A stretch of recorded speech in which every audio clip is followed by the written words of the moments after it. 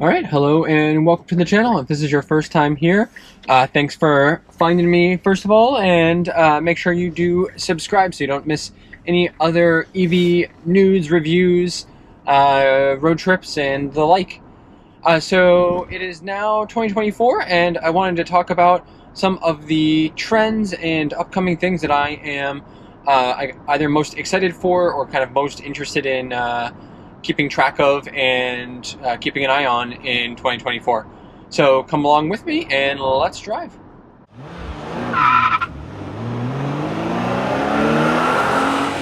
Let's ride. All right, so I think 2024 is going to be a really interesting and, I don't know if it's like pivotal, but sort of really important year in the overall adoption of EVs and just sort of the growth in sales.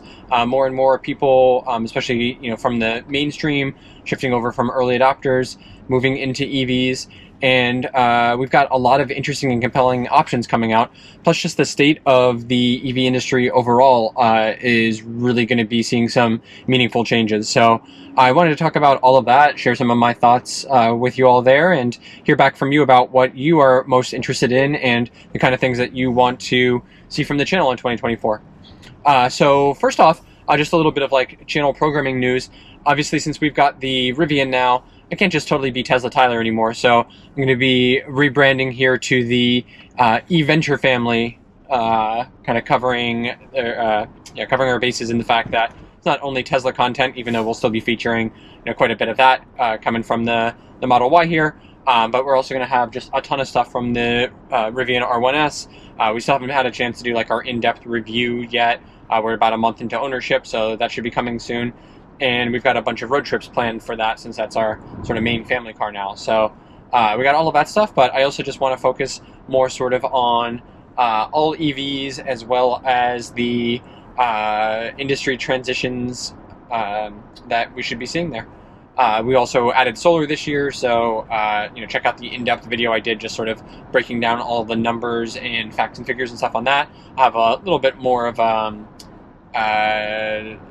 approachable kind of one coming up sometime in the next few months, probably when we have a little bit more data from our solar production and everything, just to give you a better idea of how all of that is working out and what you might be able to expect if you are also taking the leap into solar. So with that, just wanted to kind of cover why you might see some changes to the naming and branding and logo and stuff around the channel coming up. All right, but first off, so one of the things that has already immediately changed, and we're only not even a full week into 2024 yet, is the federal EV tax credit stuff has changed pretty significantly on January 1st. So the first part of that, which is actually a really good beneficial thing, is that it has now become a point of sale credit rather than a tax filing credit. And that means that you no longer need to have a what do they call it? Federal tax. It's like not the amount you owe, but responsibility. Maybe that's what they call. That was over $7,500 before, meaning like you couldn't file for and take the entire claim if you didn't have that much liability, I guess.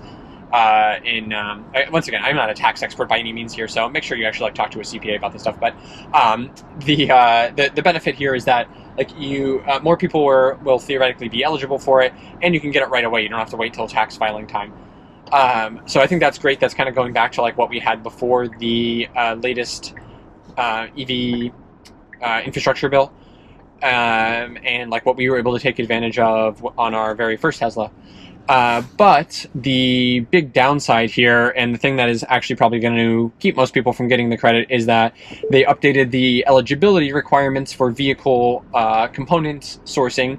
And basically, since most EVs are either not assembled in the US or are sourcing major components, especially battery components, from foreign entities of concern, which is mostly China, most EVs are no longer eligible.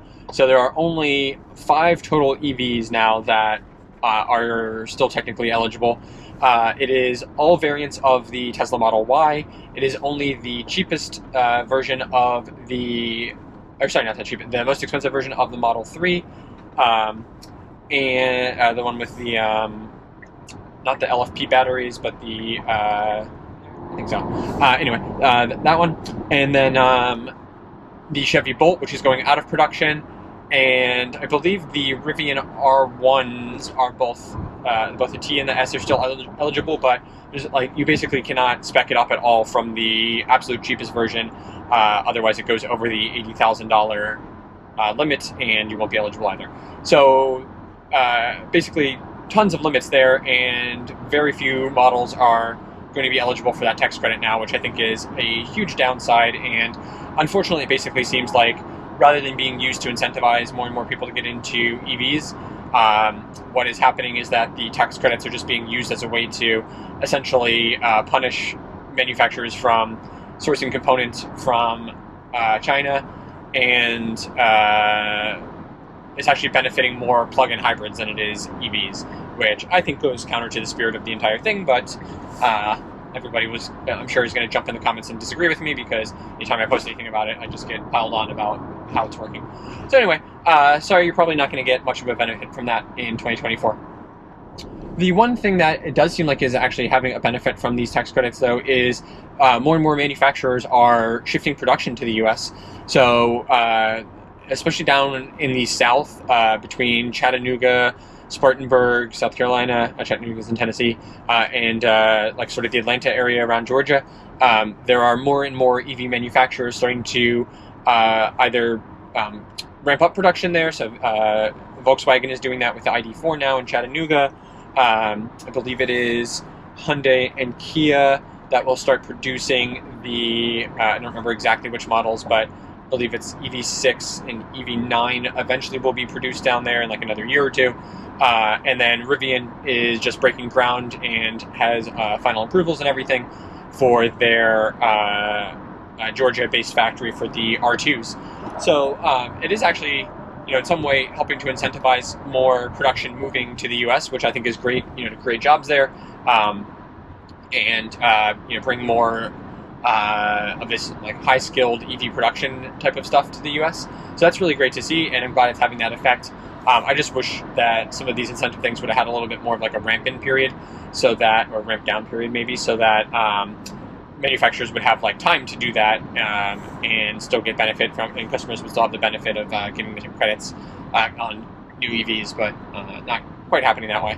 But one of the things I think is most interesting for 2024, and I can't wait to see how it kind of continues to shift and grow, is the factories being built and more production of EV models coming to the US. Now, one of the other big things that is going to really shift the industry in 2024, and especially in 2025, is this shift to the North American charging standard. So that's basically Tesla's charging port. So everyone else besides Tesla right now is using the CCS standard. So that's what our Rivian has, and what you'll find on pretty much every other manufacturer. And in 2023, starting with Ford, and then rapidly followed by pretty much every other manufacturer now, culminating with Volkswagen right at the end of the year, they've all announced that they're going to be transitioning over to this North American charging standard, starting with adapters in 2024 and moving to actual changing of the hardware on the car for charging in 2025. So it's already been announced that Ford and GM are going to be the first two that get access in Q1 of 2024. It's not, there's still a lot of details on that haven't really been made official yet. It's not clear like exactly how they're getting adapters and everything, but it sounds like that's going to happen. And then RJ, the CEO of Rivian, said that they're still planning on early 2024 for Rivian to get access and for them to start shipping adapters. So at one point they made it seem like the adapters were going to be free and shipped out to every customer, but that was never like fully officially confirmed either. So we'll have to see if that's something you have to buy or not.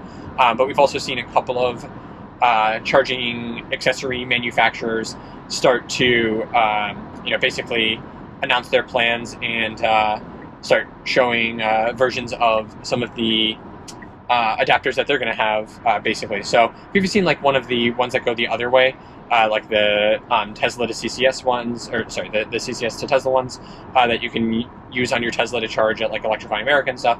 I've got one of those, and I've shown a couple of those from from Letron and Henshow. You can find some of those on the channel from before. Basically going to look probably something pretty similar to that, or even what we see from Tesla at the Magic Dock enabled chargers. And basically that'll just, it's a pretty simple conversion. The hardware doesn't need to have to be all that smart. It's basically most of the work needs to be done on the software side just to enable authentication and charging, actual cost charging through the Tesla chargers, and that will start working at some point in 2024 as well. So it'll be really cool to see, as more and more of the manufacturers start shipping their adapters, and more and more of these vehicles are enabled for Tesla supercharger access. How the superchargers are able to keep up with that demand. Are we going to start seeing all of these wait times? Are we going to start seeing really bad behavior and possibly even altercations and issues at these charging stations? It'd be really fascinating to see that as things progress throughout the year. We also still have not solved the issues that we're going to have where essentially the configuration of superchargers, at least the V3 ones that are most prevalent right now, they were all designed for vehicles of basically Tesla's size and with the charging ports all on the same side. When you start getting Ford F-150s and Rivian R1Ss and stuff there, where the charging port is on the other side, you're basically going to be blocking two chargers, and so is that going to be creating problems as well? Now we are also starting to see the rollout of more and more V4 charging dispensers. We haven't actually seen any real V4 chargers yet, which would be the higher powered, potentially 1,000 volt ones that we've been promised for so long, but we're starting to see the charging dispensers, like the actual cables and stuff, roll out in more and more places, and those have the much longer cables and have a more centrally located pillar. So those seem better designed for supporting a variety of different vehicles.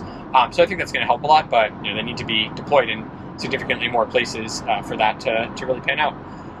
So yeah, I think that'll be one of the most fascinating stories of 2024, and we'll see how much this actually solves some of the charging problems that we have across the country, and how much it leads to other ones. We still don't know for a fact that every vehicle is actually going to work flawlessly on Tesla superchargers. We haven't seen any real testing at scale so far. So things may not work quite as perfectly as we're hoping. I'm sure there's going to be some growing pains, but overall I think us moving to one standard is going to be a good thing. And then we also need to see how all of these other networks like Electrify America and ChargePoint and EVgo, they've announced plans to start rolling out the NACS chargers themselves too, but we haven't really seen much of that happening yet, so let's see how that transition goes as well. But in the meantime, I think 2024 is going to be a year of a transition year. We're still going to see adapter usage everywhere. Vehicles themselves aren't switching over, and I think it's going to be a little bit messy still as we kind of start to work out the initial kinks in year one of this transition. Now, another thing along with that type of charging, I think that'll be interesting to follow is how the brand-specific charging networks continue to grow and adapt. So, we're really excited by the Rivian Adventure Network, or the RAN charging network. They're putting a lot of resources and money into that. They're expanding considerably right now. They keep launching new sites pretty frequently. Saw a couple launch right at the end of the year, and a few more planned to be opening up soon. We had great experiences at the ones that we tested out in Ohio, and I can't wait to see more of them kind of coming to the East Coast. It seems like they're not really trying to cover every area, especially the more popular corridors that already have decent charging, but instead kind of connect some of the more off the grid places and make sure that people can get out to the wilderness for their Rivian adventures. But anytime that we find them, they are really awesome, and it works super well. They started charging for them now, but they're still affordable, and I'd love to see that. And it'll be interesting to see, with Rivian switching over to NACS now, what are they going to do with their own charging network? Will we see retrofits there? Are they basically just going to start to roll out new ones at some point? How much are they going to continue to invest in that? With Tesla building out their superchargers so much, and then we also have a few other brands like GM partnering with I believe it's Pilot Flying J. With Ultium branded chargers. We've got Tesla now starting to sell chargers directly to BP. We've got charging networks at Starbucks, and then we've got Mercedes building out their own dedicated network with these really cool premium charging hubs. The first one that just opened outside of Atlanta, that hopefully I'll get a chance to check out at some point too. So how much are they, all going to continue doing this in a world where there's no differentiation of the plug itself, and Tesla has already got such a strong foothold in the charging industry? Does it really make sense for them to sink more money into it, or are they going to continue to look at this as like a brand building, customer loyalty sort of opportunity? So that'll be really cool to trace over the year too. Who's really in it for the long haul, and who may be making some changes now. Yeah, and then kind of moving on to some of the different manufacturers. My number one that I'm most excited to see how things pan out for in 2024 is the Hyundai Kia Genesis group. I think they have really done a lot of smart things to really be leading the way now in the EV space. The Ioniq line with the 5 and the 6 have been really kind of industry leading in terms of charging and some of the tech there. They are just doing great on a cost basis, especially like when you look at kind of features for the cost. And then Kia with their EV6 has been doing great. They launched their performance version this year, and that's gotten absolute great reviews. And then the EV9 is just starting to get delivered to customers. So that is their 3-row SUV kind of Telluride replacement. And the reviews from that so far are just absolutely stellar. It's like a great competitor to the Model X or Rivian R1S. At a fraction of the price, and they just seem to have really kind of knocked it out of the park. Great charging, really good range, and just great like luxury features for fairly affordable price. It's not cheap EV by any means, but for what you're getting, you are definitely getting something a lot more competitively priced than the competitors that are like in the $80,000 range. So I think the EV9 especially is just going to do super well this year. We're going to see production on that ramp up, hopefully start coming to the US in a year or two, and we're just going to see a ton of those on the roads. I haven't really seen any out in the wild yet, but I think we'll probably start to see a ton of them in the New Jersey suburbs coming up soon too. So I think they've done a lot of smart things. They also launched or announced a couple of their kind of upcoming more affordable models, like smaller models that are going to be built on the same platform that are coming out in 2024 and 2025 also. Not all of them come to the US, but it'll be interesting to see how they do kind of worldwide, and just how much they can kind of leverage on this platform without having to do a whole lot of new R&D on it. So that's really cool, and I also can't wait to see like kind of what's coming next from them. I don't know how much we're going to get news from them in 2024 about the next generation of their platforms. But I think they really are doing a great job of kind of leading the way right now, and everyone else is really kind of trying to catch up to them and follow them right now. I think they have probably done the best job setting themselves up to really take advantage of this transition to EVs, and really kind of like rebrand themselves and set themselves up as an industry leader there. And then along with them, the other one that is really going to be interesting, and I think similarly is setting themselves up to really have this like great kind of relaunch out into the world as a rebranding exercise with their EVs, is Volvo. The EX30 is their like mass market, affordable, small SUV, compact SUV, I guess I'd say. That is just starting to come out too. Super affordable, very kind of minimal Scandinavian-inspired design, but it is like really, I think, going to be sort of the Bolt replacement for people that are looking for like their first EV and something affordable that they're not making a lot of sacrifices with, and I think Volvo has really set it up super well to do that. Only thing that might be kind of questionable there is they seem to have taken a lot of inspiration from Tesla in terms of like removing buttons and just going super minimal with really just having everything in the screen. So we'll see how especially like first-time EV buyers kind of respond to that, and how that'll work out for them. And it'll also just be interesting to see like, do they do a good enough job educating their dealers and then their customers, through this EV transition? Are they going to set people up for success with charging and everything, or are they just going to be like kind of doing what a lot of other brands have done and just throwing EVs at people without really explaining anything to them, and then setting themselves up for some like customer loyalty problems in the long term? I'm optimistic about it. I think Volvo does a really good job with building customer loyalty, so they're in a good position here.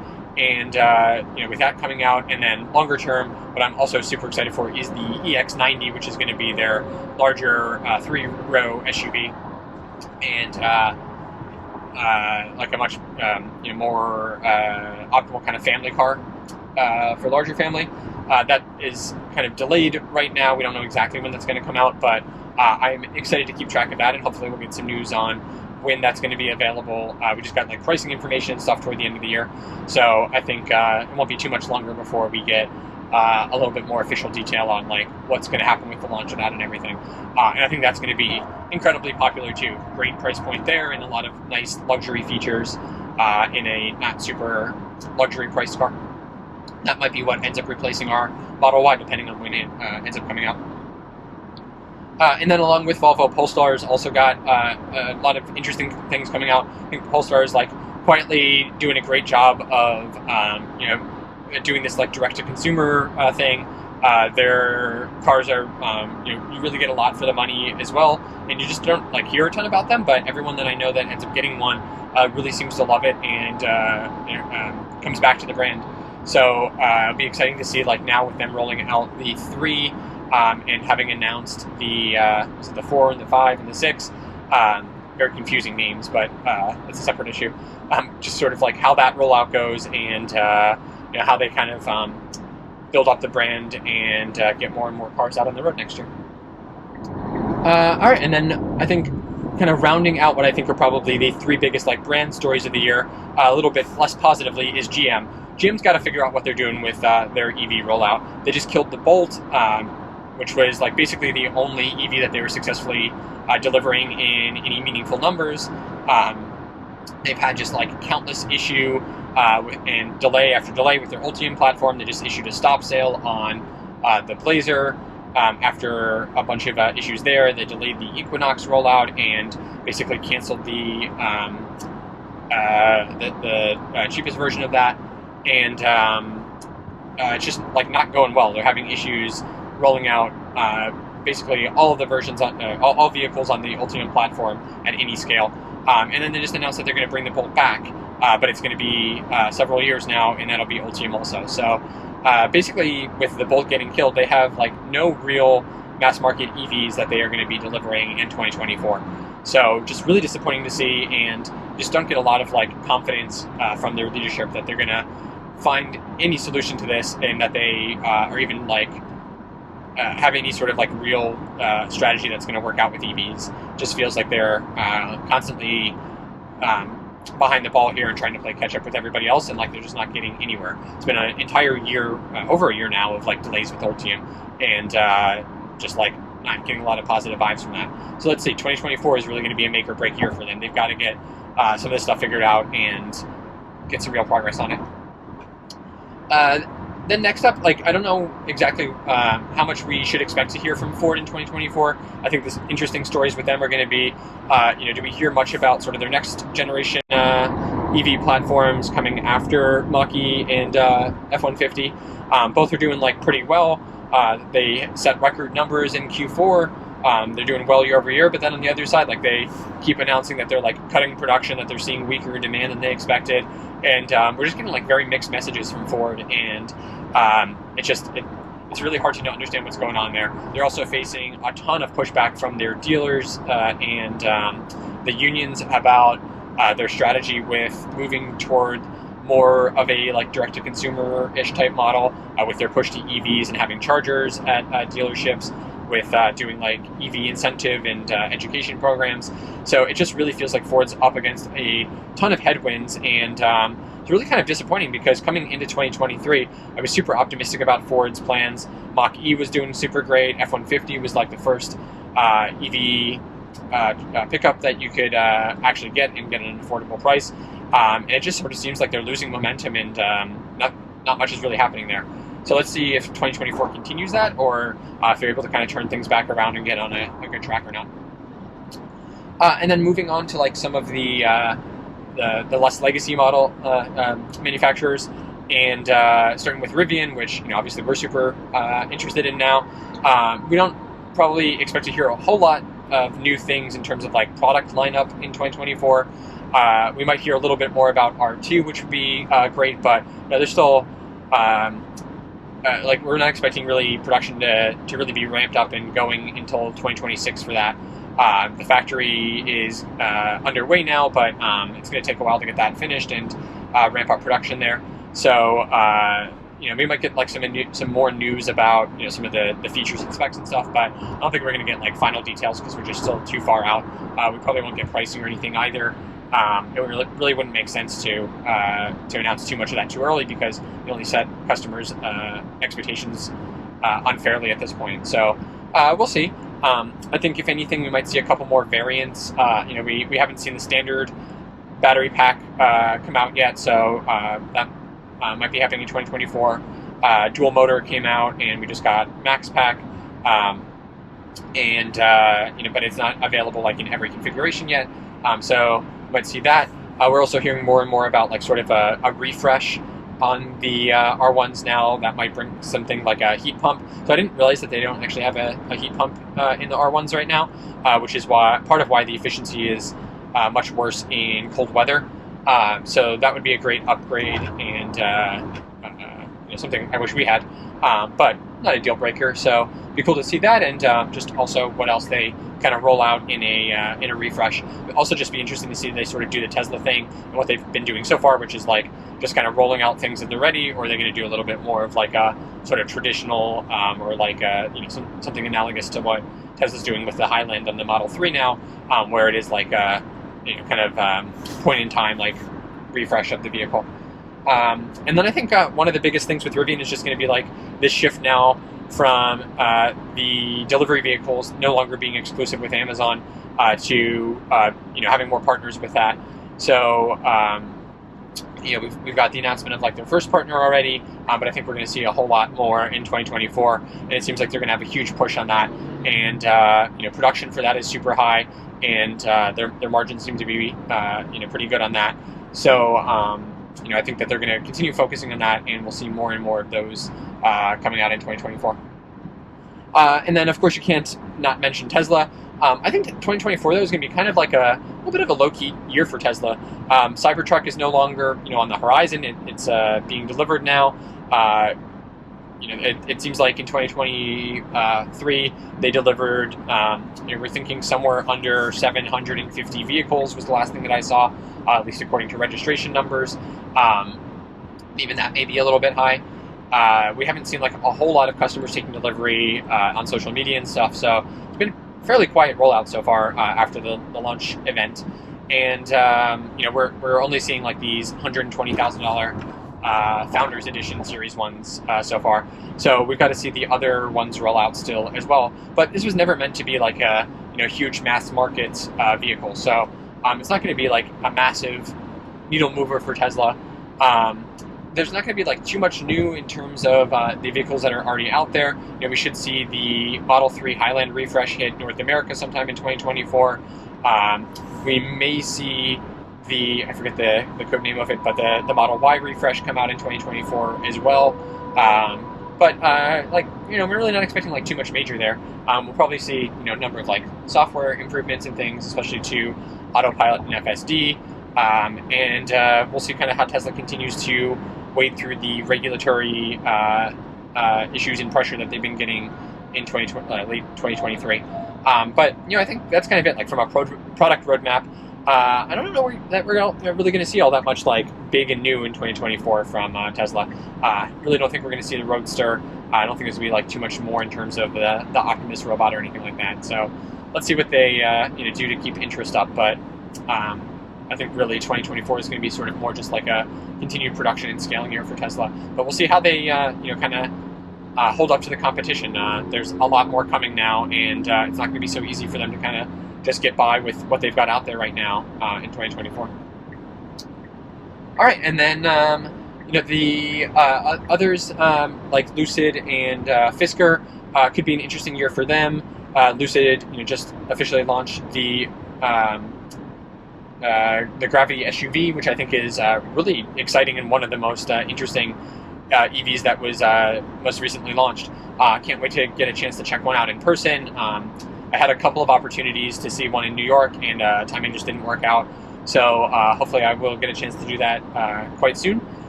So stay tuned to the channel for that. But I think that's a really interesting option. Stacks up pretty well against the R1S.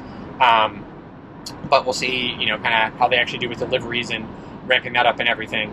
We haven't seen like too many of those really happening yet. So they've got to show that they can, get to production at scale, that they can start to turn a margin, and they've got to continue iterating on their software and improving the quality of that for their customers.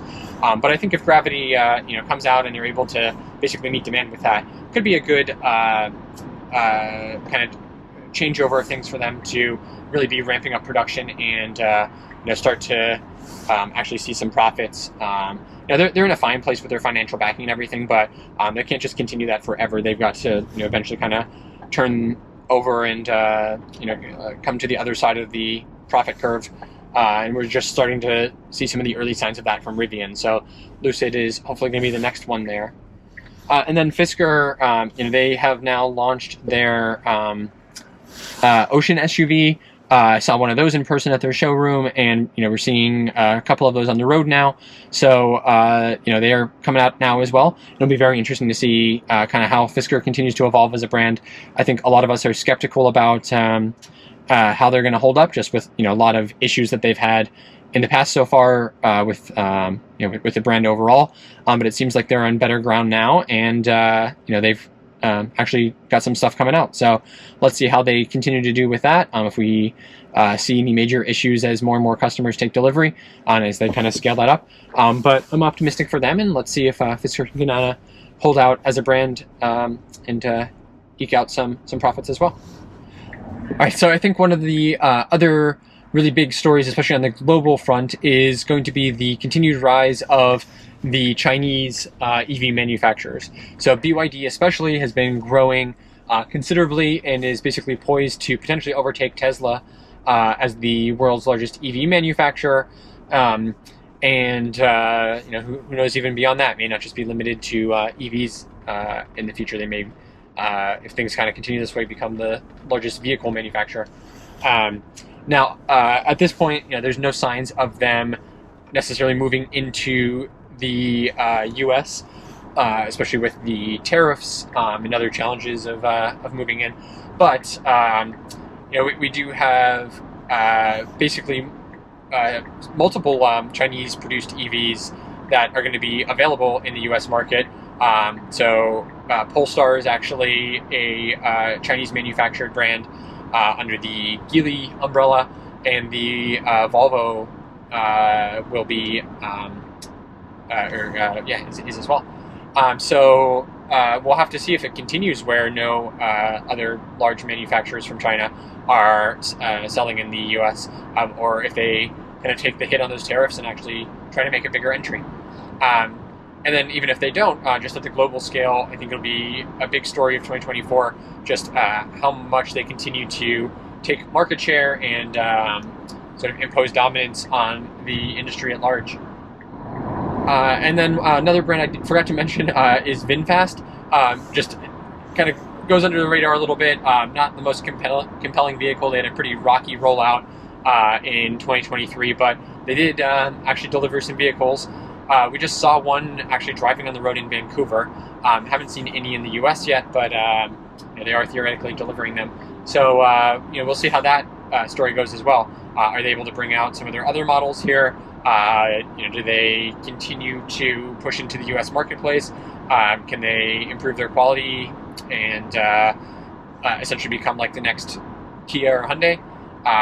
We'll see how that progresses in 2024 as well. All right, so with that, ended up being a little bit longer than I thought, but just a lot of stuff that I think is going to be really fascinating next year. I didn't even talk about that much with like charging and with pricing and things like that. So EVs are here to stay, and 2024 is just going to be a massive year as we continue this transition toward an electric future. So with that, thanks so much for watching. If you found this interesting, please do give it a like. Let me know below what you're interested in looking forward to in 2024. What things did I miss? What did I get wrong? Definitely interested in hearing your perspectives and what things should I be covering in 2024. with that, thanks again for watching, and see you out there on the road.